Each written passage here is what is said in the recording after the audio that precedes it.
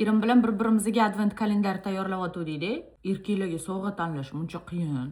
Endi 15 ta sovg'ani tayyorladim. Sovg'a bo'lsa qizlar 25 ta bo'lishi kerak. Bugun yana do'konlarga borib narsa qarab ko'rishga harakat qilaman-u. Chunki 25 kunlik qilish meni fikrim edi. Qizlarga advent kalendar qilganimda 2 soatda bitirib tashlagan bo'lardim. Bitta Sephoraga kirib chiqib hamma ishni hal qilardim-da. Yana erim kiyim jinnisi emas, soat jinnisi emas. Kitoblar zakaz qilib qo'yganman. Shu kitoblar eng yoqqani bo'ladi erimga. Erimga narsa tanlayotganda qanchalik ayollarga sovg'a olish osonligiga yana bir marta amin bo'ldim. Haliyam men bir katta davlatda yashayman. Qizlar sizlar eringlarga nima sovg'a qilyapsizlar? Asosiy sovg'a bitta bo'ladi. O'zi 25-kuni ochamiz uni. Qolgan kunlar 24 ta mana bunaqangi kichikroq sovg'a olishim kerak. Hozircha 15 ta sovg'a bo'ldi. TikTok shopdan mana bunaqangi meshoklar oldim. Ayrimlarini o'zim o'radim mana. Akkuratniy o'ralmadi. Ну, bo'radi, nechun strashного.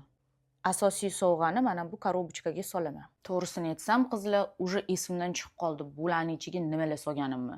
Kecha do'konda yurganimda shuni o'zimga savol berdim. Voy, men bu narsani oluvmidim?